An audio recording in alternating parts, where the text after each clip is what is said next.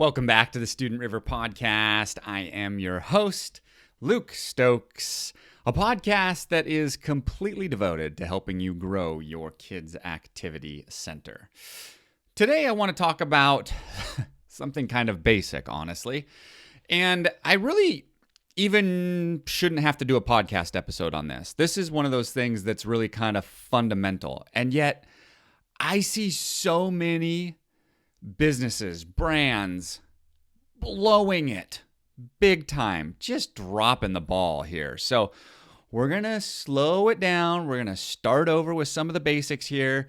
If this is rudimentary for you guys, don't worry about listening to this. But if you haven't been an owner before, your background is coaching and you kind of got tossed into ownership or ended up finding yourself there and maybe bit off more than you could chew, then maybe this is something you need to listen to. And so what we want to talk about today is reducing friction when somebody wants to do business with you. Okay, now, like I said, some of you are doing just fine, but some of you guys are making it way too hard to be reached than it should be. What do I mean by reached? If somebody wants to do business with you, if somebody wants to get in contact with you, they should easily and without friction be able to make that happen. There should be an eagerness on behalf of the brand, on the owner, on the staff, to interact and respond and do it in a timely manner. So I'm going to talk about a couple of things here. I'm going to talk about how your website should be set up so that it is easy to find the information, to find you guys, to reach you guys, to drive by your building, to contact you, to ask about classes. And while on the surface that seems basic, right? Well, I just got to put my address down. It goes way beyond those things, and you guys are not doing it right. And I have no idea why. To me, some of this stuff is pretty basic, and I don't want to make you feel bad if you're not doing these things. That's really not my intent. My intent is to go, all right, let's just slow it down. Are you doing these things? Are you setting yourself up for success? Because these things aren't happening. And I see it over and over and over. And honestly, it's probably like 70% of the brands that I come across are dropping the ball in one area or another when it comes to the way that they're setting up their website. I'm also going to talk about how you set up the rest of your online properties to make sure that they are all in harmony, okay? So if you've done all these things, if you feel like your website's dialed from a contact method, widget, interaction with your client standpoint, then great. You could totally have this dialed. But if you don't even know what I mean when I say website widget, then this might be for you. So don't feel bad about it. Just sit down and listen. This is going to be a short episode. We're not going to go too far into this. This is very basic stuff. We're going to go pretty quick, okay? All right. Your website should be the most streamlined place to get in touch with you. Now, while I realize on the surface, you could go, yeah, I'm sure you're nodding right now, right? Yeah, I mean, that's how they get most of my information. It's often the worst. It's often the toughest place to find out how to contact you.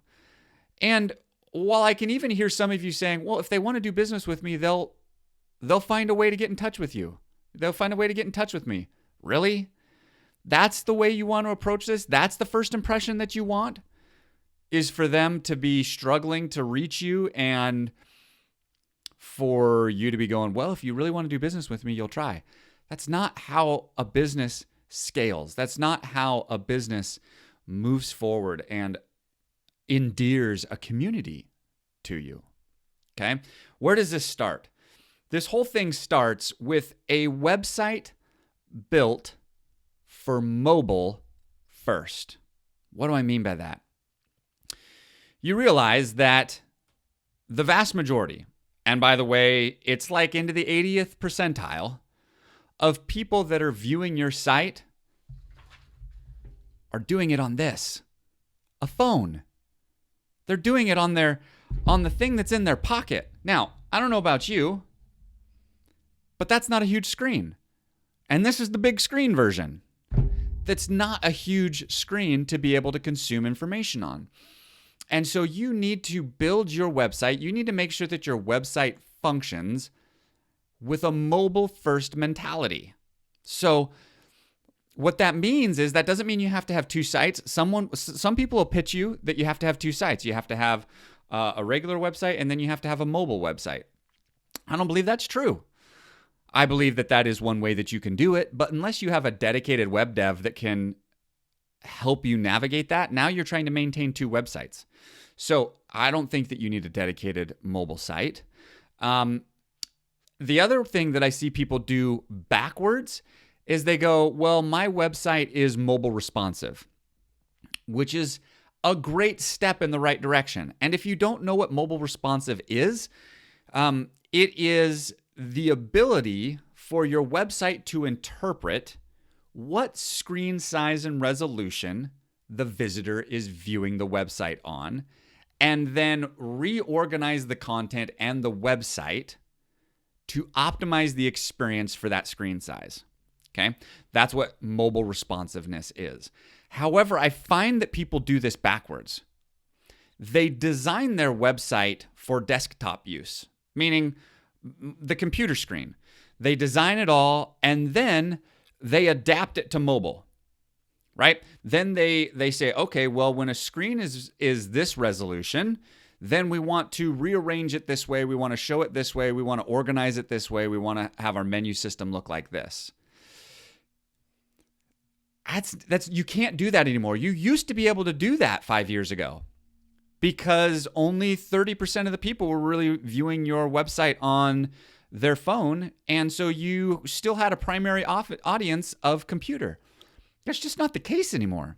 Your primary audience today is on their phone. So you need to first and foremost design your website for a screen that's this big. I'm holding up my phone for those of you that are listening to me.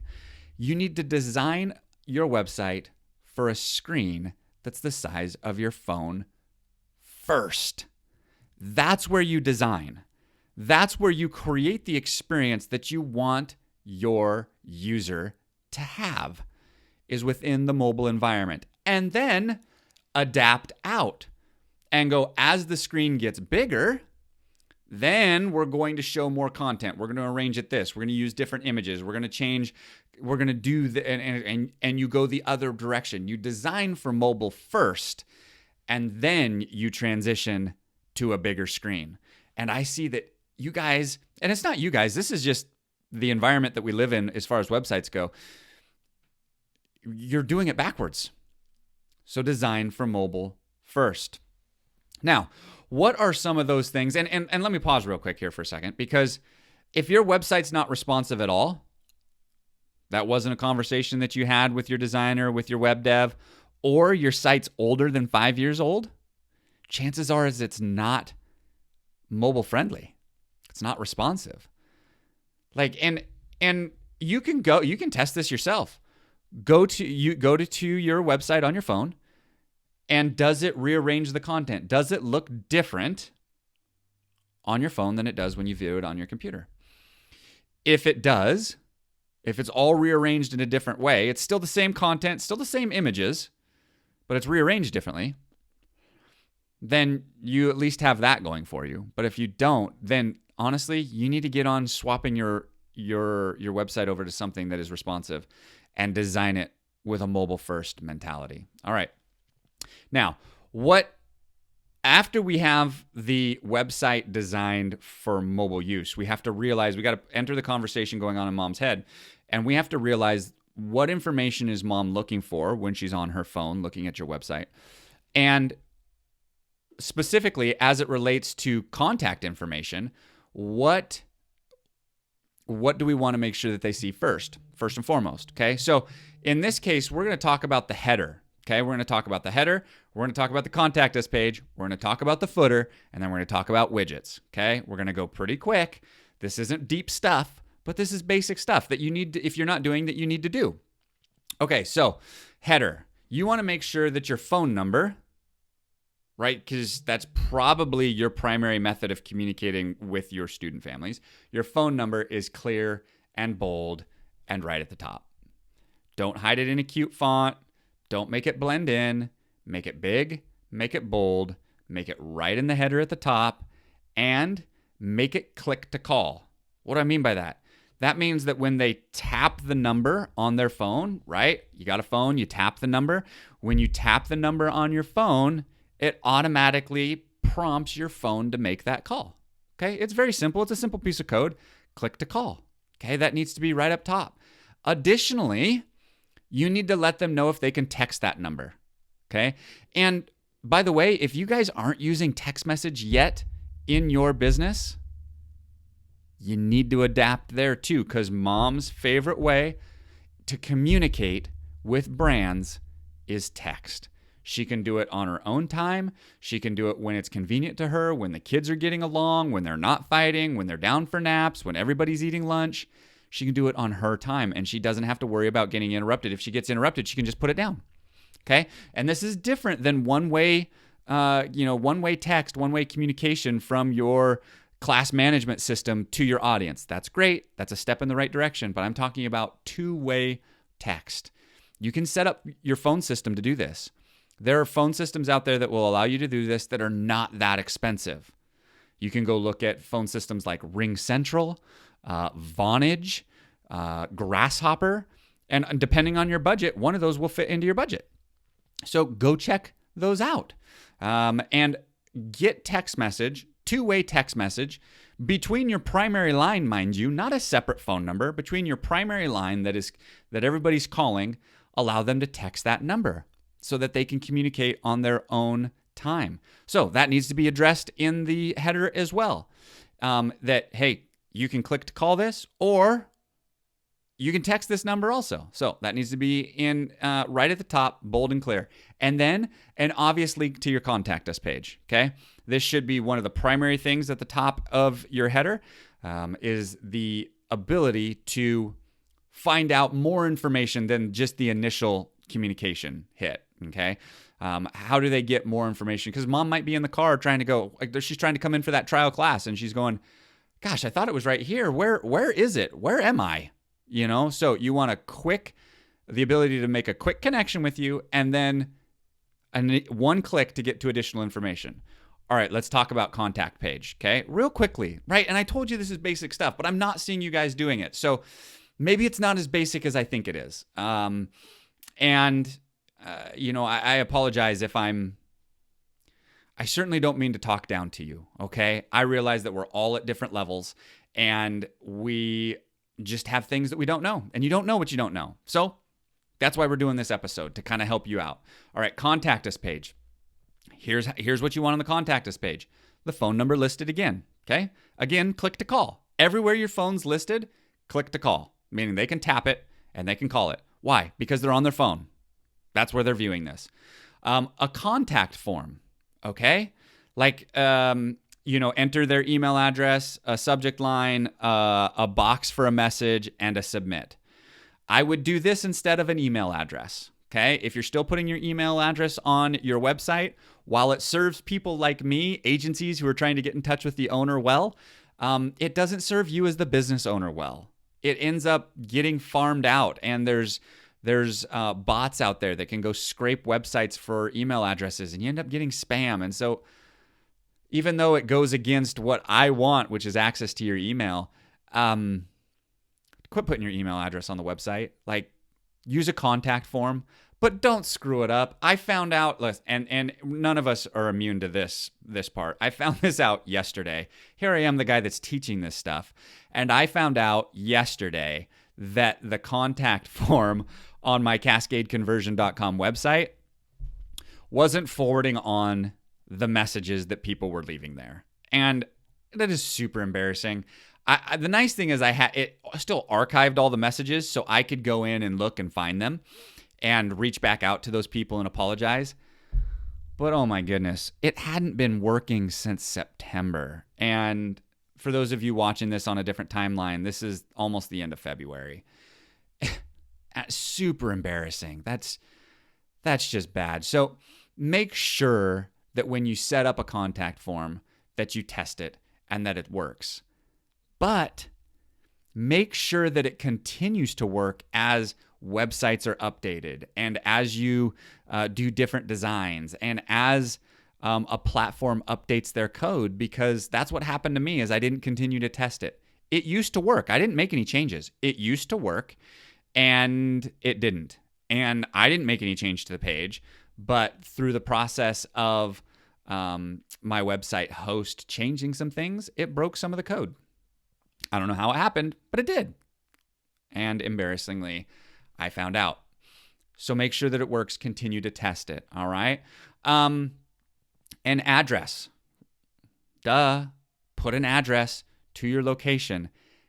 That most of you do right. I see addresses across the board. But what you don't do, that's really simple, is embed a Google Map.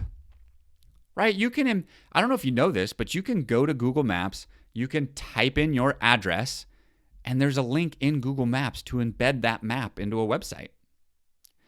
It's pretty basic. If you're the one editing your website, you can totally do this. If you have a web dev that does this for you, then just pass him the code or tell him to go embed the Google Map on your website. Right? Because it's one thing to have the address, but it's another thing to actually know where that's at. And if someone's trying to find you, the ability to just have the map right there in front of them that they can click and move and add directions and do all that from where they're at within your website, super beneficial. Like, especially with a physical location, embed a Google Map on your contact page that shows where you're at, okay? Hours of operation. I see this messed up a lot, actually. I don't know why you don't put them down. Maybe because they're a bit of a moving target. Some days you're closed, some days you're not. It means that you need to update it as that moves, okay? But you need to have your hours of operation there. And office hours if they're different, okay? You need to have, when can they get a hold of you? When are they going to be able to reach you if they want to call and do that? And so that should be front and center when you're actually open for them to be able to process, can I call right now? And then, of course, links to your other social spaces, okay? Other ways that they can communicate to you. Your LinkedIn, maybe not LinkedIn, that's just what popped into my head. Your Instagram, your Facebook, right? Your YouTube channel. All those things should be on your contact page also. All right, enough about contact page. Your footer real quick, okay? Again, your phone, click to call, click to text, okay? Figure that one out. Your address again. Don't need the map there, but just put your address down, your social links, a prominent link to your contact page, and I would put your hours of operation in your footer as well so that it's on every single page of your website, okay? This is stuff that they want to know. This is what people want to know is when can I get in touch with you guys? So put that in your footer. All right, I want to talk real quick about website widgets because this is not done very often at all within the kids' activity space. In fact, I think I've seen maybe only 2 or 3 total of the thousands of websites that I've been to, okay? And if you're listening to this and you're that one, congratulations. If you don't know what a website widget is, grab a pen. This is a embeddable chat system, like a live chat, or here you go, how about a Facebook Messenger integration? You totally can put that, you can bake that into your website so that when people want to reach you, they can click on the little icon, usually in the lower right-hand corner, there's a little chat bubble that they can click on and they can send you a Facebook message. They can chat with you on Facebook message. And the downside of going with the Facebook Messenger one is that if they're not a Facebook user, they can't use it. So just know that going in. So sometimes live chat makes more sense to do a live chat. There's free widgets that you can do out there that are live chat. And if no one's there to answer the chat, it automatically sends an email. And so that's something that should provide as many ways as possible for them to communicate with you. All right. And then you're going to have to staff people to do this. Okay, I'll talk about that in a second. But a website widget that allows them to communicate in a different manner is becoming more and more common, is becoming more and more expected. And the cool thing is with these widgets, you can prompt them to engage with you. After X number of seconds goes by on a website, you can have the widget pop up and go, hey, do you have any questions? I'd love to answer anything for you. Or you can have it pop up on particular pages, right? When they're looking at your program A page or your program B page, you can be like, hey, I see you're taking a look at our Ninja program. Do you have any questions about that? And you can pre-program this to engage the audience as they look at your different pages on your website. So you can get really robust with it, but at a minimum, you need to have a basic one that'll allow them to send you a message in real time that pings on your computer on your end when they do it, just like a regular messenger or text environment. It allows you to respond right there while they're sitting on your website, and they can ask about availabilities or prices or things that are of meaning to them. Okay, and that's the very basic version. So make sure that you, at a minimum, do that. Okay. All right. Now, once we have your website dialed in, we need to make sure that there are other places that have your contact information on the web matches and is up to date with everything else on your website. Okay. So the three most prominent ones where people are going to get contact information is Yelp, Facebook, and Google. Okay. Now, the Google one's baked into the Maps section, but if you were to go and Google your brand right now, chances are not only do you get all the listings, but you get a little map version, a little places version that has your address and has hours of operation and has your phone number right there, linked to your website right there. Manage that. Make sure that your hours of operation are current for the season that you're in. Make sure that if you've moved recently or that your address is current. Make sure that you have the right phone number in there. This is stuff that doesn't necessarily get followed up on when things change because it's just not top of mind. You don't think about updating your Google listing, but make sure that it's current. Make sure that your Yelp listing is current. Make sure that your Facebook is current with all of these things, with hours and addresses and phone numbers that are relevant and today. Next, make sure you answer your dang phone. I cannot count how many times I am contacting a brand and nobody answers the phone at all. And it blows my mind because chances are your phone is ringing from somebody that either does business with you and they have a question or wants to do business with you and they have a question. Now, I realize this is like, well, yeah, duh, of course, I answer my phone as often as I can. Do you really, though? Or do you only answer the phone when somebody's at the front desk, when it's not lined up out the door, people checking in, and it's the normal hours of operation? That's like what? 2, 3, 4, 5 hours a day, maybe? My recommendation to you is, if it's a reasonable hour, answer your phone. Yeah, but we don't get in till 3:30 in the afternoon. Okay. Have your phone automatically forward between the hours of 8 a.m. and 3:30. Have it forward to your cell phone. Have it forward to somebody's cell phone so that when somebody wants to call and get information, they have somebody that can answer and answer those questions. Okay? It's not, I'm not talking about just answering your phone when you're open, although I think you guys do a lousy job of that too. I'm talking about answer the phone when it's reasonable to answer the phone.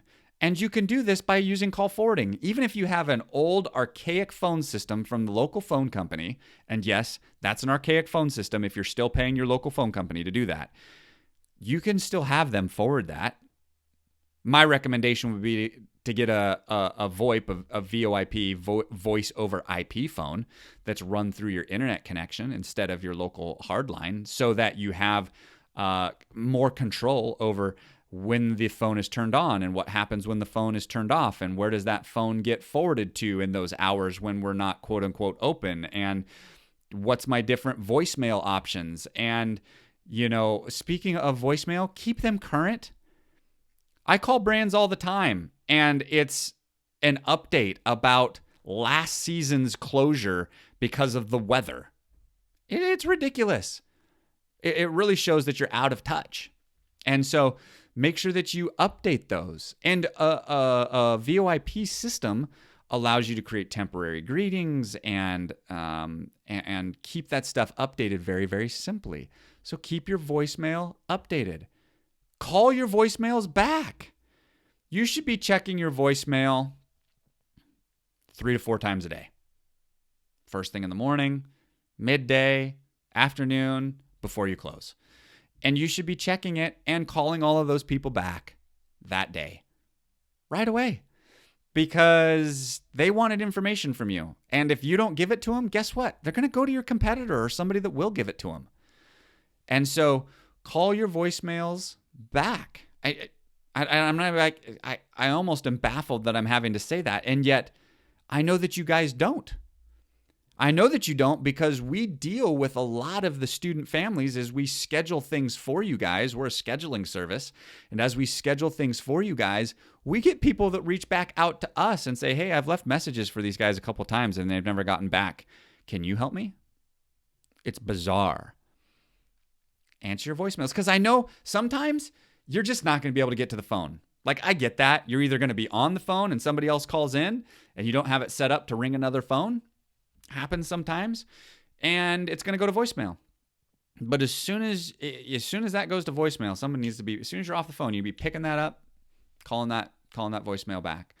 Respond to all your emails.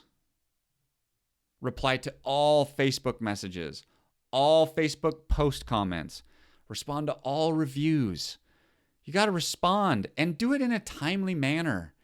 People want to know that they're valued. And when you slow play your response, you're indicating to them, while you might not say it, that you don't really care about their question, their inquiry. That they're not important to you. Is that really the truth? I don't believe it is. I think it's just for lack of attention. So you need to do this in a timely manner, all these things. This is your first impression, guys. This is your opportunity to tell these people what it's going to be like to do business with you. And it starts by how responsive you are, how excited that you are to talk to them and communicate with them, and how easy that you make it to get in touch with them. Make a good first impression.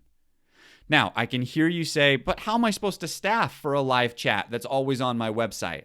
Like, how do I do that? I don't have somebody always at my front desk. How do I do that? Somebody to answer the phone at 10 a.m. when we don't open to 3 p.m.? How do I do that? I got to pay someone to answer the phone? Guys, you're building your business model wrong. What I mean by that is you don't decide your prices, okay? You don't decide your tuition prices and then create the business model that fits within those prices. You create the experience that you want to have. You create the environment, the interaction, the community, the love of what you're doing, the staff needed to do all these things. You start with that, and then you create the business model around it to facilitate that. You're doing it backwards. And I've been guilty of this, mainly because I just never thought about it before. No one ever told me. But you decide what you need first to run your business, and then you develop your model to facilitate that. So that may mean that you need to raise your prices. Okay?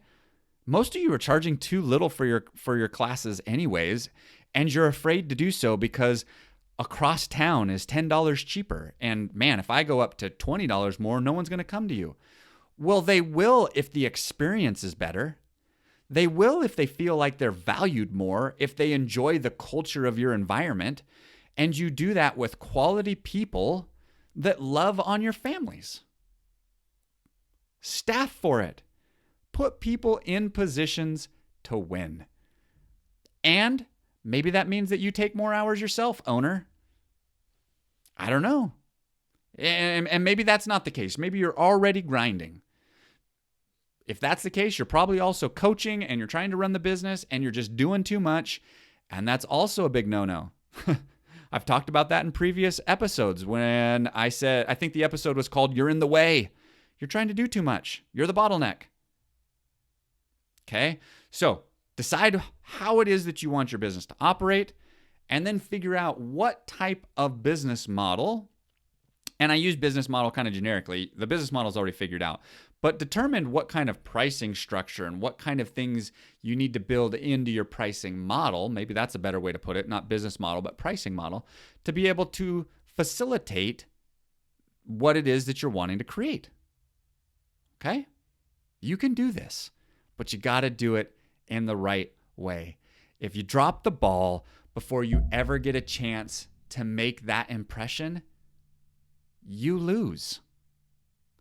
They're going to your competitor. You just don't have that opportunity. You're one back button away from them leaving you and going to somebody else. This is basic stuff. I love you guys and I want to see you succeed and I want to make sure that you're doing these things. If you made it to this far to the end, then chances are you know that you're dropping it somewhere. So pick it up. Fix it. Some of these things are so easy to implement. You don't need a guy to recode your website. Some of this stuff is super simple. Get it done today, right now, before you go to bed tonight. Add some of those things to your website. Hey, thanks for joining us today. I know that I talked in a little bit more like intense manner today. Like, come on, like do this. And admittedly so, like, I don't mean to be aggressive. I want to see you guys succeed. I really do. And I want to make sure that I give you the tools to do that. So my heart here is for you guys to get this figured out, love on your community, give them the best experience possible so that you can see the growth that you want to have. Thanks for joining us today.